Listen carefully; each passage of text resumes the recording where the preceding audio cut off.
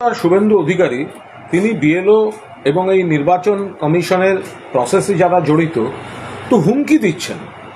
সেই হুমকির পরিপ্রেক্ষিতে সর্বভারতীয় তৃণমূল কংগ্রেসের তরফ থেকে অভিযোগ করা হয়েছে এবং নির্বাচন কমিশনের উচিত শুভেন্দুর বিরুদ্ধে অবিলম্বে এফআইআর দায়ের করা। যেভাবে হুমকি বিজেপি নেতারা আগেও দিয়েছেন, এখনো দিচ্ছেন, শুভেন্দু কথায় কথায় হুমকি দিচ্ছেন এবং বিএলওদের উপর যে চাপ সৃষ্টি করা হচ্ছে, এমনিতেই নির্বাচন কমিশন বিজেপির দ্বারা প্রভাবিত, বিজেপির অঙ্গুলি হেলনে, বিজেপির নির্দেশে তাদের রাজনৈতিক উদ্দেশ্য সাধনের জন্য নির্বাচন কমিশন ব্যবহৃত হচ্ছে। তার উপর এইভাবে যদি বিজেপির নেতারা হুমকি দিতে থাকে তো তাহলে বিএলওরা কাজটা করবেন কিভাবে? আমরা তো বলছি সুষ্ঠুভাবে, শান্তিতে, নিরপেক্ষভাবে এই কাজটা করতে হবে। তো সেখানে যদি প্যানিক করে দেওয়া হয়, সেখানে যদি হুমকি দিয়ে বুঝিয়ে দেওয়া হয় এই হতে পারে, তো তার বিরুদ্ধে আইনি ব্যবস্থা নিতে হবে। নির্বাচন কমিশন দর্শক হয়ে বসে থাকলে তো হবে না। বলছি যে আজকে প্রশিক্ষণ ছিল বিএলওদের, কিন্তু প্রথম দিনই যে একটা ছন্দপতন হলো এইভাবে যে বিএলওদের অন ডিউটি ছাড় নয়, এটা নিয়ে একটা দেখুন, যেটা খবর এসেছে নজরুল মঞ্চে, যে বিএলও প্রশিক্ষণে যারা এই কিছু সমস্যার কথা তুলে ধরেছেন তারা মূলত শিক্ষক শিক্ষিকা। তারা তাদের যে সমস্যার কথা তুলে ধরেছেন সেটা কিন্তু জেনুইন সমস্যা। তারা যে সমস্যার কথা তুলে ধরেছেন এটা কিন্তু জেনুইন সমস্যা। কারণ স্কুলে পুরো কাজ করতে হবে শিক্ষক শিক্ষিকাকে। এই সময় অনেক স্কুলে পরীক্ষা থাকছে, পরীক্ষা হলে খাতা দেখার চাপ থাকছে, এবং স্কুল আওয়ার্সের পর যদি কেউ আবার বিএলওর কাজ শুরু করতে হয়, এটা শারীরিকভাবে, মানসিকভাবে অত্যন্ত কঠিন কাজ। তার কারণ তাহলে বিকেল থেকে আবার শুরু করতে হবে, তাদেরও ঘর বাড়ি ছেড়ে তাহলে রাত অবধি পাড়ায় পাড়ায় বাড়ি বাড়ি ঘুরতে হবে। এটা সম্ভব নাকি? এখানে কিন্তু এই বিষয়টায় যে শিক্ষক শিক্ষিকারা এই সমস্যার কথা তুলে ধরেছেন, আমরা পুরোদস্তুর তাদের এই সমস্যা গুরুত্বপূর্ণ সমস্যা বলে মনে করি। আমরা বিজেপির মতো বিরোধী দলনেতা যেমন বলেছেন আমরা পাশে আছি মানে এটা কি? এটা তো ইলেকশন কমিশনারই দেখার কথা। শিক্ষামন্ত্রী ব্রাত্য বসু স্পষ্টভাবে জানিয়েছেন, যদি শিক্ষক শিক্ষিকাদের এইভাবে তুলে নেওয়া হয় সেটার তো একটা প্রোটোকল থাকবে। শিক্ষা দপ্তরকে বা ডিআই অফিসে তো রিকুইজিশন দেবে ইলেকশন কমিশন। সরকার জানে না, শিক্ষা দপ্তর জানে না, ডিআই অফিস জানে না শিক্ষক শিক্ষিকা তুলে নিচ্ছে। এই গ্যাপটা কে তৈরি করছে? গ্যাপটা তো ইলেকশন কমিশন তৈরি করছে। রাজ্য সরকার বা শিক্ষা দপ্তর তো জানতেই পারছেন না যে কজন শিক্ষক শিক্ষিকা দরকার। ইলেকশন কমিশন তারা সরাসরি তুলে নিচ্ছেন। সেটা করতে গিয়েই তো এই প্রবলেমটা তৈরি হয়েছে। একজন শিক্ষক বা শিক্ষিকা, ধরা যাক তার সকাল 10টা থেকে বিকেল 4টে অবধি স্কুলের ডিউটি, এবার সেখানে যদি তার ক্লাস থাকে বা অন্যান্য যেগুলো থাকে, তার পাশাপাশি পরীক্ষা থাকলে আবার বাড়ি গিয়ে তো খাতাও দেখতে হবে। তাহলে বিএল এর কাজটা তাহলে ওই কাজটাকে ডিউটি হিসেবে ধরতে হবে, অথবা তাকে না নিয়ে অন্য কাউকে নিতে হবে, তার ডিউটিটা হবে পড়ানো। তাহলে এই সময় এই নভেম্বর ডিসেম্বর মাসে স্কুলের কাঠামোকে আরো ডিস্টার্ব করে দিয়ে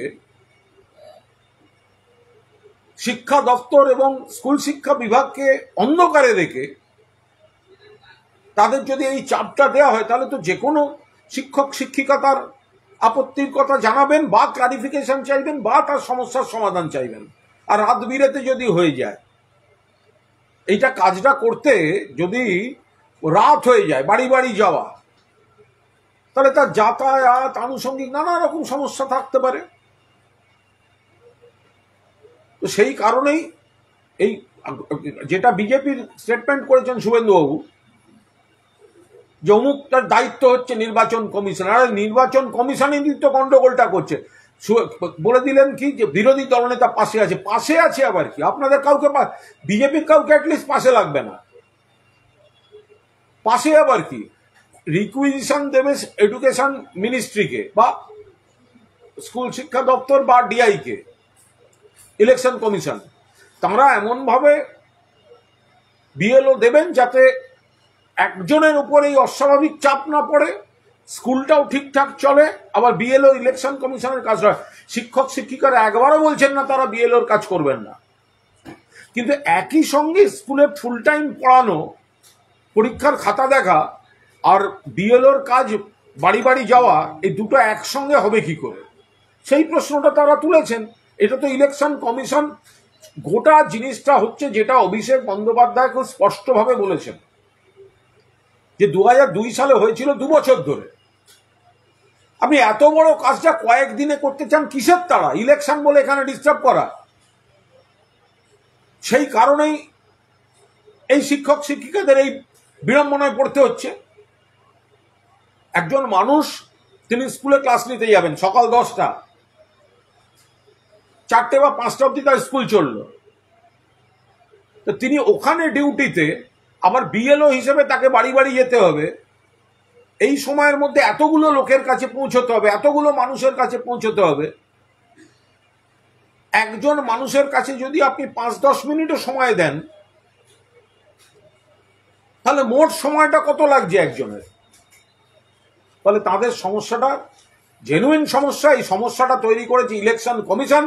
বিজেপির কথায় তাড়াহুড়ো করতে গিয়ে এই সমস্যাটা তৈরি করেছে নির্বাচন কমিশন। এর সমাধান নির্বাচন কমিশনকেই করতে হবে।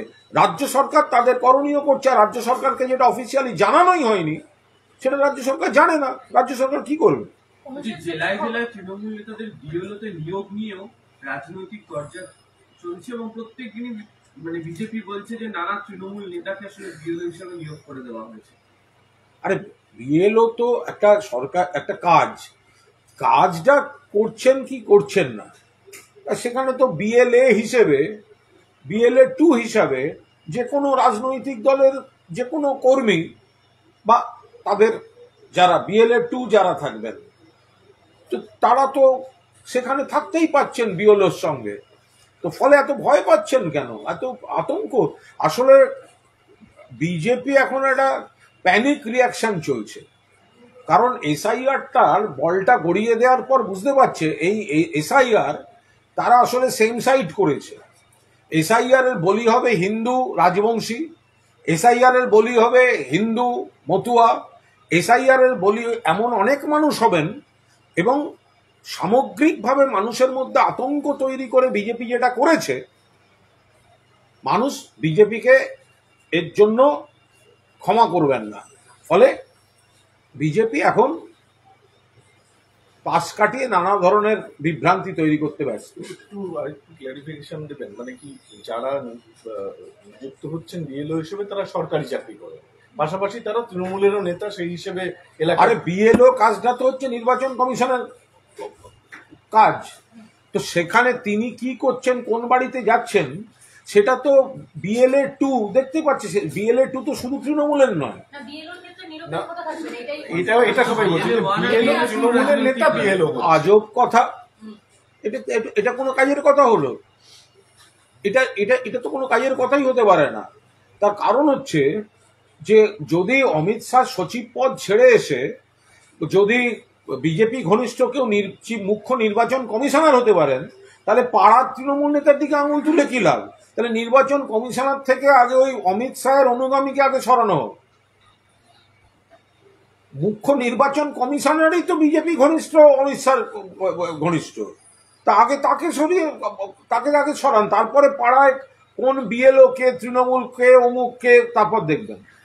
এরকম হয়েছে কি যে স্থানীয় তৃণমূল নেতা পেশায় হয়তো তিনি সরকারি কর্মচারী, তাই বিএলও হতেই পারে। এখানে নিয়োগ যদি কারোর কোনো আইনি সমস্যা থাকে, তাহলে আইনের পথে হবে।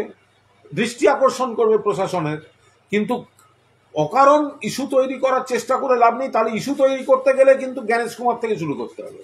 4 নম্বর আছে বলছি, আজকে একটা ভিডিও ভাইরাল হয়েছে মাদারিঘাট ভিডিও চেম্বারের ভিতরে দেখতে পাওয়া যাচ্ছে যে বিজেপির এমপি গুন্ডামি করছেন, ভিডিও চেম্বারে ঢুকে টেবিল চাপড়ে গুন্ডামি করছেন বিজেপির এক নেতা।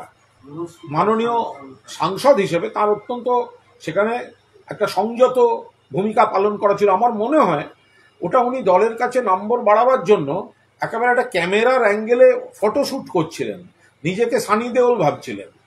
উনি একদম ফটোশ্যুট করার জন্য কত সরকারি অফিসারের উপর তমবি করা যায় যে ইন্দোরে কৈলাস বিজয় ছেলে কি করেছে, উইকেট দিয়ে মারা, দেখো আমিও পারি। বিজেপির তো এই কালচার। একজন অফিসার তাকে বলছে বসুন, ভিডিও বলছে বসুন, ও তো একতরফা। এবং যে ক্যামেরাটায় ছবি উঠেছে ও তো নিজেকে সানি দেওল দেখাবার জন্যই তো উনি এসব করেছেন। এটাই তো বিজেপির সংস্কৃতি।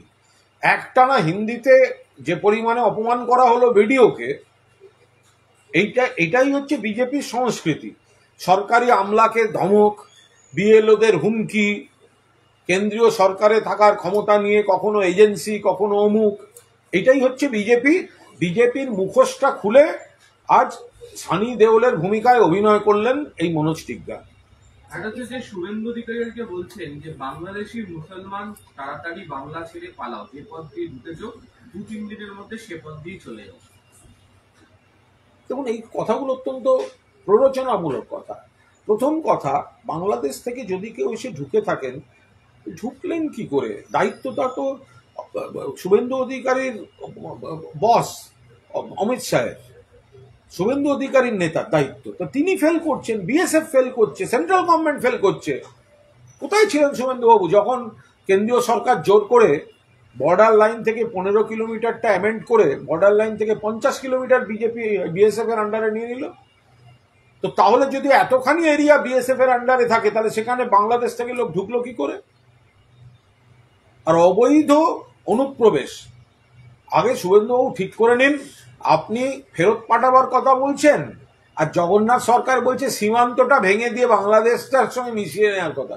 আগে আপনারা ঠিক করে আসুন যে আপনি তো এমএলএ, জগন্নাথবাবু এমপি, আপনার থেকে বড় জনপ্রতিনিধি, তো তিনি বলছেন সীমান্ত ভেঙে দিয়ে সব মিশিয়ে নেবেন। আগে নিজেরা ঠিক করে আসুন, তারপর মানুষের সামনে কথা বলুন। অভিষেককেও দেখতে পাওয়া যাচ্ছে এটা নিয়ে সরব হতে, জেপি নাড্ডা এবং অমিত শাহ দুজনকে ট্যাগ করে।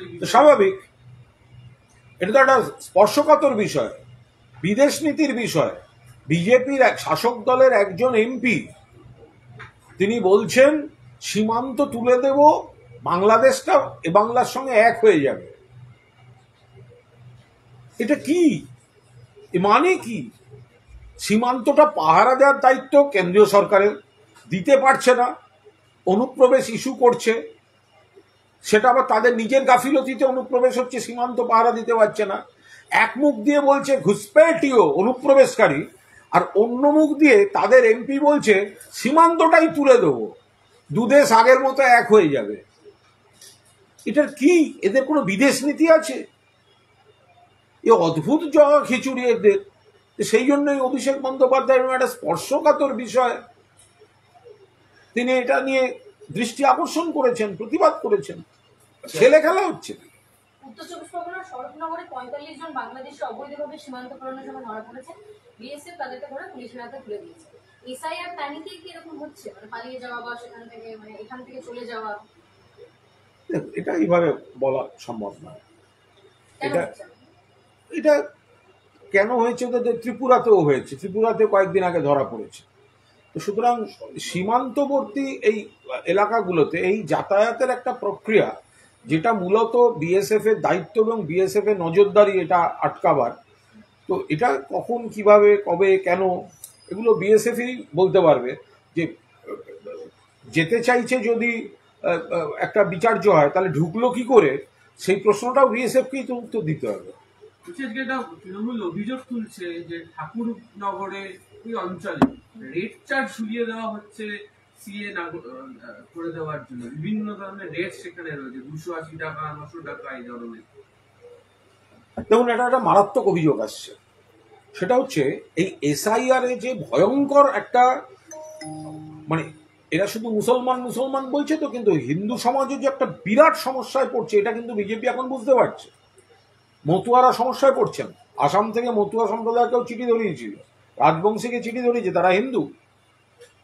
তো এখন এই পরিস্থিতিতে এসে তখন বিজেপির ওই নেতা কি বললেন যে এসআইআর থেকে যারা বাদ পড়বেন আমরা সিএ ক্যাম্প করে আপনাদের নাগরিকত্ব দিয়ে দেবো। প্রথম কথা, এসআইআর থেকে বাদ পড়লেন মানে কি? কেন কোনো জেনুইন ইন্ডিয়ান ভোটার এসআইআর থেকে বাদ পড়বে? তার মানে ওরাও জানেন যে মানুষের উপর বিপদ আসছে, সেই জন্য যাতে মানুষ বিদ্রোহ ঘোষণা না করেন বিজেপির বিরুদ্ধে, সেই কারণে তাদের ভুল বোঝাতে সিএ এর ক্যাম্প। এখন আবার অভিযোগ আসছে সেই সিএ এর ক্যাম্পে নাকি এর জন্য অমুক করে দেবো, এর জন্য এই দিন, এইসব শুরু হয়েছে বিজেপির ওখানে। একটা জিনিস মনে রাখুন, কোনো অবস্থায় বিজেপির কোনো সিএ ক্যাম্পে যাবেন না। কারণ যে মুহূর্তে আপনি সিএ এর ক্যাম্পে যাচ্ছেন বা নাম নথিভুক্ত করাচ্ছেন, সঙ্গে সঙ্গে এটা প্রমাণিত হচ্ছে আপনি নিজে ডিক্লারেশন দিচ্ছেন আপনি ভারতের নাগরিক নন, নইলে আপনি সিএ এটা চাইছেন কেন? সিএ ক্যাম্পে তো তারা যাবে যারা নাগরিকত্ব নিতে যাবে। তা আপনি সিএ ক্যাম্পে গেলে প্রথম এটা দাঁড়িয়ে যাবে যে আপনি ভারতের নাগরিক নন। আপনি কেন সিএ ক্যাম্পে যাবেন? এসআইআর এ ভারতীয় নাগরিক বৈধ ভোটার একজনকেও বাদ দিতে দেওয়া হবে না। মমতা ব্যানার্জির নেতৃত্বে, অভিষেক বন্দ্যোপাধ্যায়ের সেনাপতিত্বে সর্বভারতীয় তৃণমূল কংগ্রেস এই লড়াইটা লড়ছে। ফলে বিজেপির ফাঁদে পা দেবেন না। যারা সিএ ক্যাম্পে যাওয়ার কথা বলছে সেই নেতাদের ডেকে বলুন কেন যাব, কেন এসআইআর আমার নাম বাদ যাবে, তাদের জিজ্ঞাসা করুন। সিএ ক্যাম্পে গেলে আপনি কিন্তু আপনার নিজের পায়ে কুড়ুল মারছেন। সিএ ক্যাম্পে যাওয়া মানে হচ্ছে আপনি ভারতবর্ষের নাগরিক নন। যে বিজেপি নেতা আপনাকে বোঝাতে আসবে যে সিএ ক্যাম্পে চলুন, কেন? আমি বৈধ ভোটার, আমি বৈধ নাগরিক, আমি সিএ ক্যাম্পে কেন যাব? ভোটার লিস্ট থেকে তো আমার নাম বাদ দেওয়া যাবে না। বিজেপি বুঝতে পেরেছে সমস্যাটা, সেই জন্য মানুষকে বিভ্রান্ত করতে আরো বিপদে ফেলতে চলেছে এই সিএ ক্যাম্পের নামে। প্রশাসন এ ব্যাপারে উদ্যোগ নিচ্ছে না, আর একটা নয়া পয়সা দেবেন না।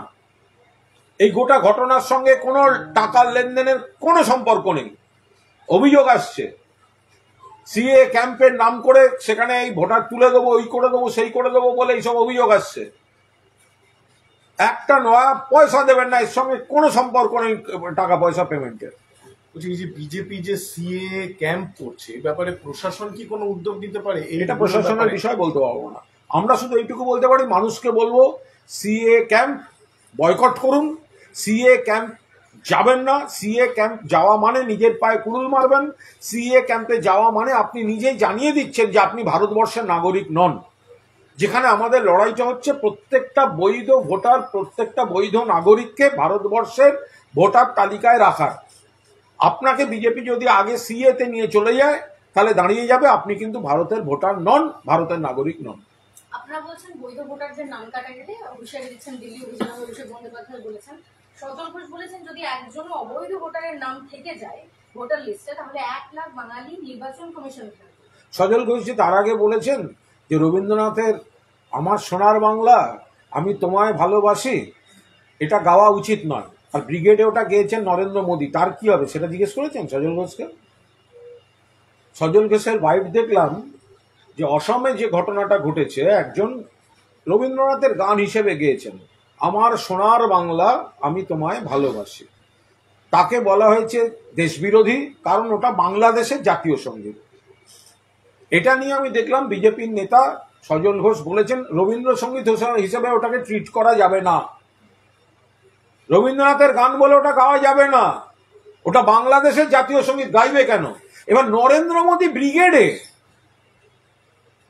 বলেছেন আমার সোনার বাংলা ওই টেলিপ্রম্পটার দেখে দেখে আমি তোমায় ভালোবাসি। সজল ঘোষরা কি বলবেন এবার? এটা জিজ্ঞেস করেছেন না? আচ্ছা নয়, এটা জিজ্ঞেস করেছেন না? এটা না জিজ্ঞেস করলে কি করে হবে? আপনি ওর যেটা জিজ্ঞাসা করছেন একটা এত বড়, অথবা সজল ঘোষ চাইছেন নরেন্দ্র মোদীর বিরুদ্ধে অবিলম্বে ব্যবস্থা নেওয়া হোক। যেহেতু সজল ঘোষ বলছেন যে রবীন্দ্র সঙ্গীত হিসেবে আমার সোনার বাংলা গানটাকে ট্রিট করা যাবে না, ভারতের কেউ গাইতে পারবে না, কারণ ওটা হচ্ছে বাংলাদেশের জাতীয় সঙ্গীত, ওই গান গাওয়া যাবে না। তার মানে সজল ঘোষ বলছেন নরেন্দ্র মোদী দেশবিরোধী এবং নরেন্দ্র মোদীর বিরুদ্ধে অবিলম্বে আসামের মতোই কেস ফাইল করা হোক, কারণ তিনিও বলেছেন ওই টেলিপ্রম্পটার দেখে ভোটের প্রচারে এসে আমার সোনার বাংলা আমি তোমায় ভালোবাসি। পরিষ্কার কথা, বিজেপি এসব নাটক। আমরা বলেছি একজন বৈধ ভোটারের নাম বাদ দিতে দেব না, দেব না, দেব না। আর অবৈধ ভোটার বিজেপি ঢুকিয়েছিল, মহারাষ্ট্রে ঢোকায়নি, দিল্লিতে ঢোকায়নি, অন্য রাজ্যের ভোটার লিস্ট থেকে কপি পেস্ট করে আমাদের ভোটার লিস্টে বসায়নি। কে আপত্তি করেছিল? বিজেপি। আপত্তি তো করেছিলেন মমতা ব্যানার্জি, চিঠি লিখেছিলেন মমতা ব্যানার্জি, আপত্তি করেছে তৃণমূল কংগ্রেস, ইলেকশন কমিশনে ডেলিগেশন গেছে তৃণমূল কংগ্রেসের। আমরা অবৈধ ভোটারও রাখতে দেব না, আর বৈধ ভোটার একজনকে কাটতেও দেব না। কোথায় কারা ঢোকাবে? অবৈধ ভোটার কই, সেগুলোকে তো দেখতে হবে। এখন বাম জমানা থেকে যেহেতু ইলেকশন কমিশনের দায়িত্ব, ইলেকশন কমিশনের দায়িত্ব যে কে বৈধ কে অবৈধ। তৃণমূল কেন অবৈধ ভোটার ঢোকাতে যাবে? তৃণমূল যতই করো, যা বলবে, যা করবে, দিনের শেষে 250 সিট নিয়ে মমতা ব্যানার্জি মুখ্যমন্ত্রী। তৃণমূল কংগ্রেস কোনো অবৈধ ভোটার ঢোকায়নি, তৃণমূল কংগ্রেসের অবৈধ ভোটার লাগে না।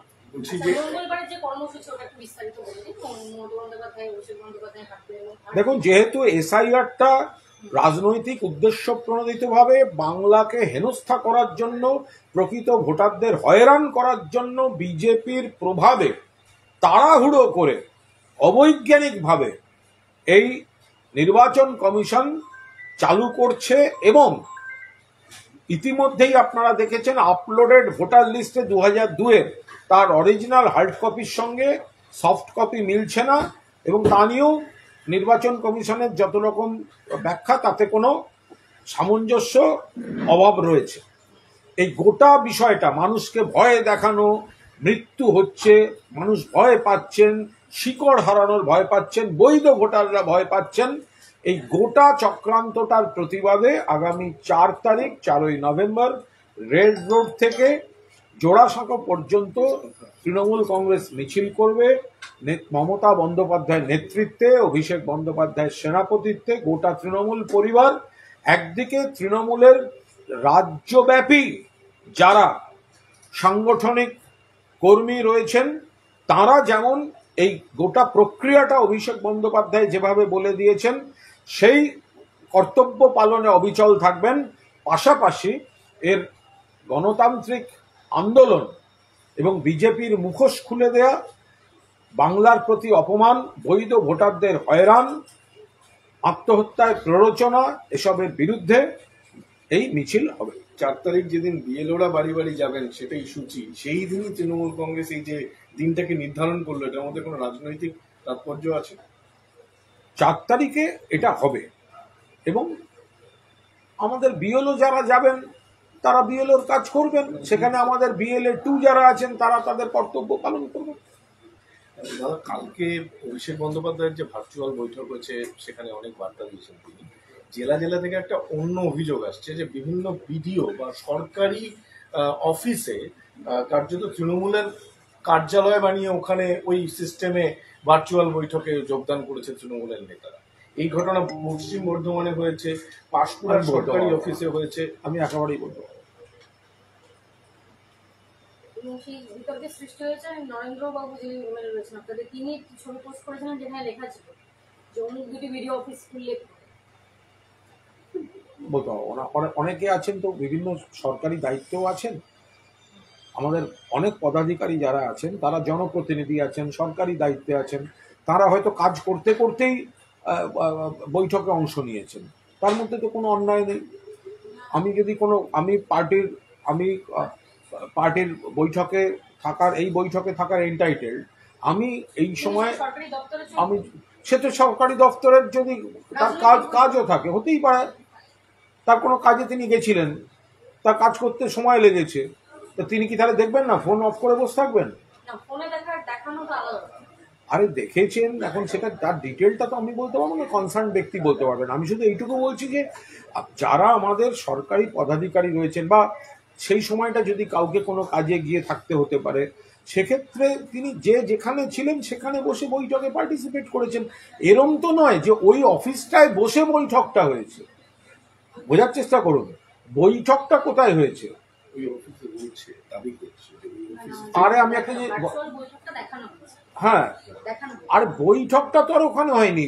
যদি কেউ কোথাও, আচ্ছা এই যে মন কি বাত যখন প্রধানমন্ত্রী দিচ্ছেন, তো তখন এটা বিজেপি রাজ্যগুলোতে কি হচ্ছে, বা এখানে যেখানে বিজেপির কোনো পঞ্চায়েত আছে, তা পঞ্চায়েত সদস্য সেখানে বসে সেইটা আর 4 জনকে শোনাচ্ছে না, আজব কথা।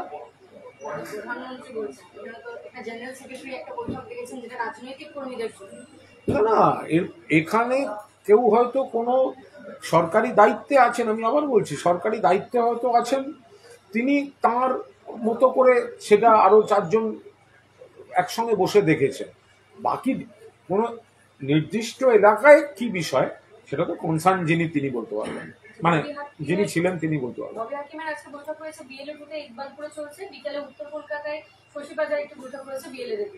তো এই যে ম্যান মার্কিং কিংবা বিএলএফদের নিয়ে যে তোড়জোড় করে বৈঠক শুরু, সেটা কি গতকাল অভিষেক বন্দ্যোপাধ্যায়ের ইনস্ট্রাকশনের পরে আরো বেশি তৃণমূল তৎপর হলো?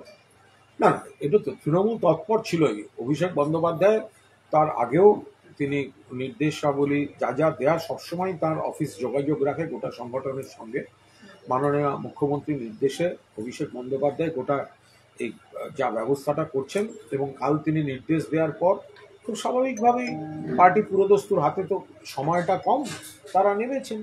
একটা প্রশ্ন রাখছি আপনাদের। শ্রমিক ভট্টাচার্য একটা বক্তব্য রাখতে গিয়ে বলছেন যে কোনো কেন্দ্রীয় বাহিনী লাগবে না, কোনো এসআইআর লাগবে না, কোনো ইডি লাগবে না, কোনো নির্বাচন কমিশন লাগবে না, কোনো রাজ্যপাল লাগবে না, কোনো 355 লাগবে না, 356 লাগবে না, গণতন্ত্রের শেষ কথা বলবে মানুষ।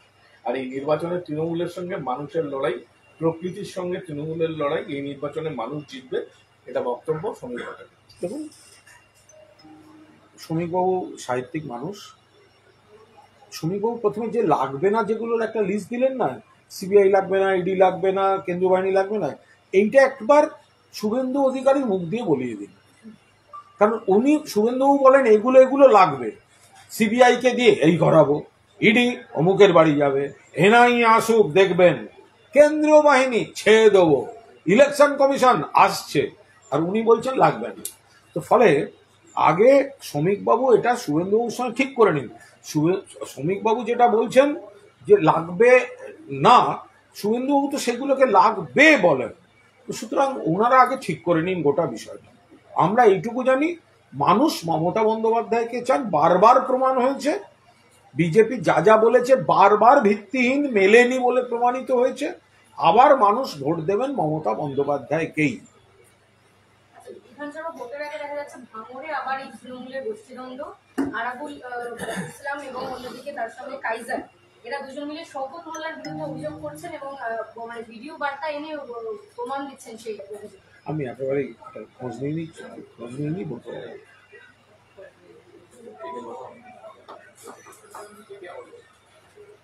আচ্ছা, একটা নাম তুলতে ভোটার লিস্টে আমাদেরকে অনেক ঝুঁকি পাওয়া হয়। এখানে দেখা যাচ্ছে যে 4 জায়গায় নাম রয়েছে 44 বছরের পিয়ালি দেব, কেসটারি হিসেবে পাওয়া গিয়েছে। 18 বছরের হওয়ার পর থেকে প্রথম লিস্টে নাম উঠছিল দমদমে নীলাচলে, তারপরে ভাড়া বদল করতে থাকে এবং প্রত্যেক জায়গাতেই নাম রয়েছে, কিন্তু একাধিকবার ফর্ম ফিল আপ করেও নাম কাটা পড়ে।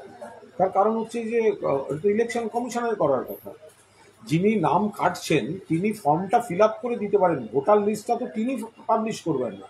ফলে এটা তো ইলেকশন কমিশনের করার কথা। সেটা যদি ইলেকশন কমিশন না করে, তাহলে আকারে ইঙ্গিতে সেটাকে পশ্চিমবঙ্গে এসে শাসক দলের ঘাড়ে চাপিয়ে দেওয়ার কোনো কারণই ঘটেনি। কারণ এই নাম ইনক্লুশন এবং নাম বাদ দেওয়া, এই দুটোরই নির্দিষ্ট ফর্ম আছে। আমরা ফর্মটা ফিল আপ করতে পারি, কিন্তু এটা তারপরে ইনক্লুশন হলো না এক্সক্লুশন হলো, সেটা তো নির্বাচন কমিশনকে ঠিক করতে হবে। বলছি 14 হিমলগঞ্জে বাংলাদেশি ভোটারের সন্ধান, অবৈধভাবে এসে বাড়ি বানিয়েছেন, নথি বানিয়েছেন এবং এলাকায় তৃণমূল সমর্থক বলে পরিচিত বাংলাদেশিদের এই রাজ্যে এসে বসবাসের সুযোগ করে দিয়ে নথি করে দিয়েছে তৃণমূল, এমনটা অভিযোগ বিজেপি। বিজেপি তো প্রথম বলবে যদি যদি কোনো বাংলাদেশি ঢুকে থাকে, তাহলে প্রশ্ন এক, বিএসএফ ঢুকতে দিল কেন?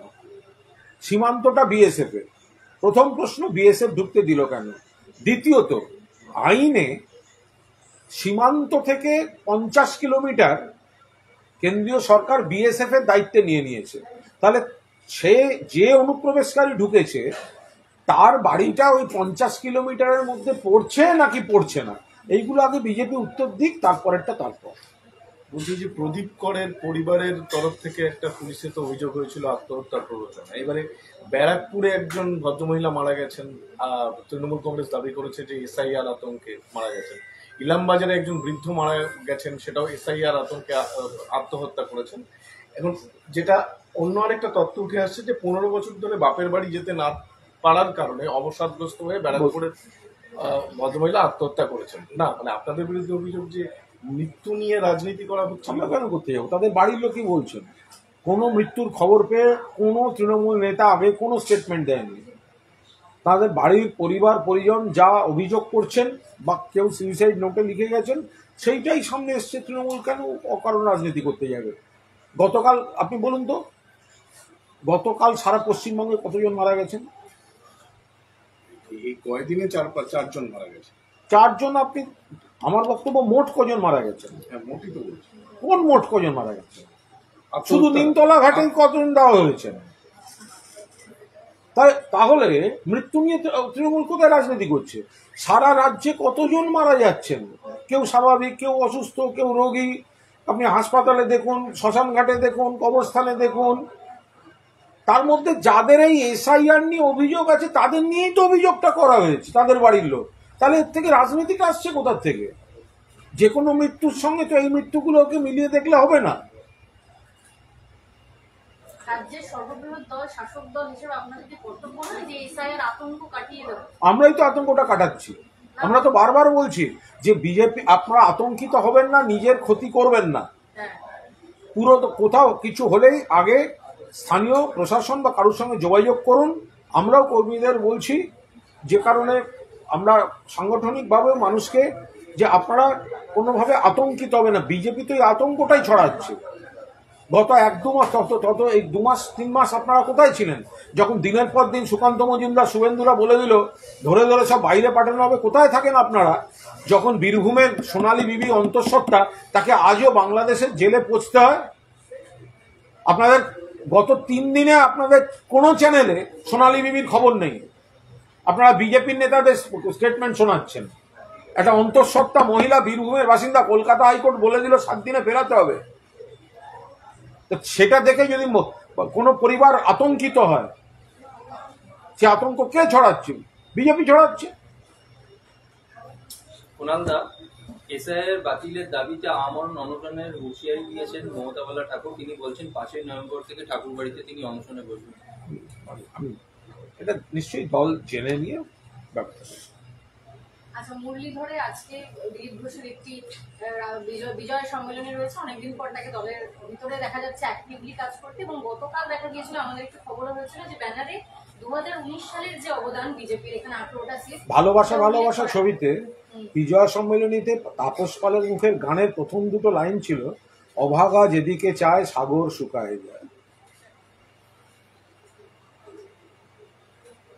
এই যে বঙ্গ বিজেপির নেতৃত্বের মধ্যে দড়িটা না টানি। আপনার বন্ধু দিলীপ ঘোষ আপনি এটা বললেন, আপনার বিশেষ দিলীপ ঘোষ তো নিশ্চিতভাবে, তাকে তো কোণঠাসা করা হয়েছে। দিলীপ ঘোষ আমাদের সঙ্গে আদর্শগত, মতাদর্শগত বিরোধিতা।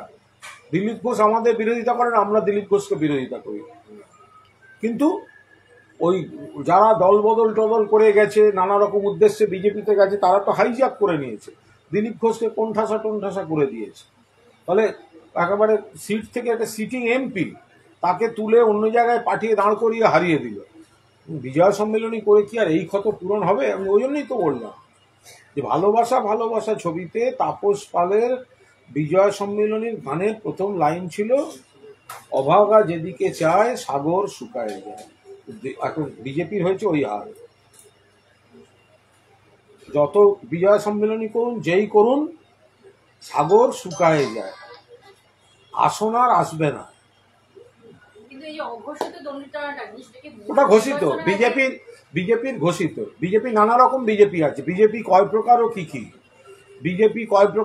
কি, বিজেপি মানে দু ধরনের দিয়ে শুরু। হ্যাঁ, আদি ও তৎকাল। আদির মধ্যে আবার ভাগ আছে, সাধারণ বিজেপি, RSS বিজেপি। আবার তৎকালে ভাগ আছে, যে পরে সাধারণভাবে আসা না CBI ED এড়াতে আসা। ফলে এই নানা ধরনের বিজেপি কয় প্রকার ও কি কি, ফলে এখানে নানা গোষ্ঠী নানাভাবে রয়েছে। এগুলো মানুষ দেখেন, এদের কোনো বিশ্বাসযোগ্যতা নেই, গ্রহণযোগ্যতা নেই, বাংলার প্রতি এদের কোনো টান, দায়িত্ববোধ, কাজকর্ম কিচ্ছু নেই। বাসন্তী তৃণমূল বিধায়ক বলছেন বিজেপিকে কেউ ভয় পাবেন না, আমরা বিজেপিকে পেছনে ফেলে কোমরে দড়ি দিয়ে বেঁধে টানতে টানতে রাস্তা দিয়ে নিয়ে যাব। আমি জানি না কি বলেছে, পুরোটা না শুনে কেন মন্তব্য করবো। Thank you. ওটা তো একটা ভালো জব করলেন। কজন মারা গেছে কালকে, কজন মারা গেছে? কালকে